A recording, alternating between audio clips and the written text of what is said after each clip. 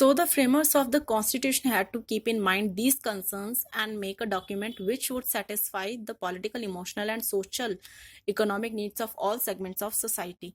तो ये जो challenges अभी हमने पढ़े थे कि जो challenges हमारे constituent assembly को face करने पड़े हमारे constitution को बनाने के लिए, तो इन्हीं challenges को mind में रखकर जो हमारे कॉन्स्टिट्यूएंट असेंबली के मेंबर्स थे उन लोगों ने एक ऐसा डॉक्यूमेंट रिटन डॉक्यूमेंट बनाया, हमारा ऐसा रिटन कॉन्स्टिट्यूशन बनाया जो हमारी पॉलिटिकल, इमोशनल, सोशल और इकोनॉमिक नीड्स को फुलफिल कर सके और इसके साथ साथ वो हमारे देश की डाइवर्सिटी की भी रिस्पेक्ट करे और हमारे देश की नेशनल यूनिटी को भी प्रोटेक्ट कर सके.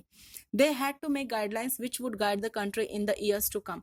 उन्हें एक ऐसी गाइडलाइंस बनानी थी जो हमारे देश को आने वाले सालों में एक प्रोग्रेसिव कंट्री बना सके. हमारे देश को आने वाले सालों में जिस तरह से ये सारी सिचुएशंस फेस ना करनी पड़े, तो उन्हें कैसी गाइडलाइंस बनानी थी हमारे लिए जो हमारे देश को आने वाले सालों में एक बहुत अच्छा देश बना सके, प्रोग्रेसिव बना सके, जहां हमारे देश को डेवलपमेंट में किसी तरह की समस्या का सामना ना करना पड़े. They finally framed a constitution which is comprehensive, dynamic and adaptive. उन्होंने फाइनली एक ऐसा हमारे लिए कॉन्स्टिट्यूशन बनाया जो कॉम्प्रिहेंसिव भी था, डायनामिक भी था और अडेप्टिव भी था. It had to be comprehensive and dynamic which could be adapted to the needs of the changing times and focus on freedom, equality and justice for all. उन्होंने एक ऐसा हमारे लिए कॉन्स्टिट्यूशन बनाया जिसे वक्त के साथ साथ बदला भी जा सकता है, जो हमारी आजादी पर, फ्रीडम, इक्वालिटी और जस्टिस पर इक्वली फोकस कर सके.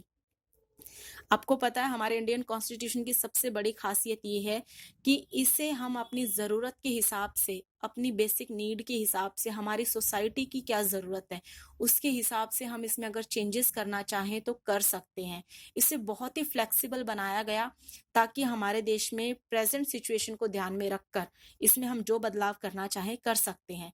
बाकी किसी भी देश का कॉन्स्टिट्यूशन ऐसा इतना फ्लेक्सिबल नहीं है, बाकी किसी भी देश के कॉन्स्टिट्यूशन को चेंज नहीं किया जा सकता, लेकिन हमारा इंडियन कॉन्स्टिट्यूशन इतना फ्लेक्सिबल है कि हम अगर इसमें अपनी ज़रूरत के हिसाब से, अपनी सोसाइटी की नीड के हिसाब से, प्रेजेंट सिचुएशन के हिसाब से अगर चेंजेस करना चाहें तो कर सकते हैं.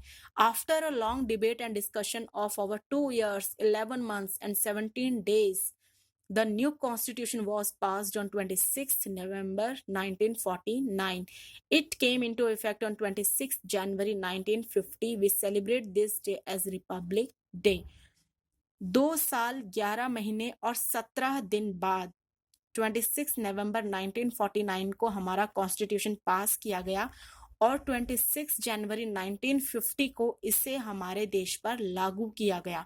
इस दिन को हम लोग रिपब्लिक डे के रूप में सेलिब्रेट करते हैं.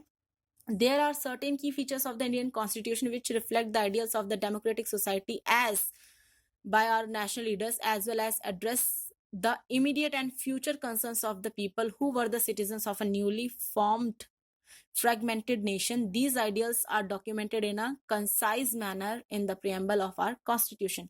जब हम हमारे देश के कॉन्स्टिट्यूशन के बारे में पढ़ते हैं तो जो उसका प्रियम्बल है, हमारे देश के जो कॉन्स्टिट्यूशन का प्रियम्बल है, उसमें हम इन सब चीज़ों के बारे में पढ़ते हैं कि किस तरह से हमारे देश के कॉन्स्टिट्यूशन को किन किन लोगों ने मिलकर बनाया. और हमारी जो drafting committee of constituent assembly थी उसके हमारे जो चेयरमैन थे उनका नेम है doctor Bhimrao Ambedkar. Now students, come to question number 1 of practice zone 2. When and how did the struggle for constitution begin in India? हमारे देश में जो constitution है उसके लिए struggle कब और कैसे शुरू हुआ? Question number 2. What were the challenges before the members of the constituent assembly when they began drafting the constitution?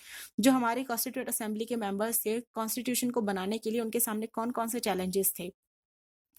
Question number 3. The framers of the Indian Constitution had to keep in mind that they needed to frame a document that was comprehensive, dynamic and adaptive at the same time.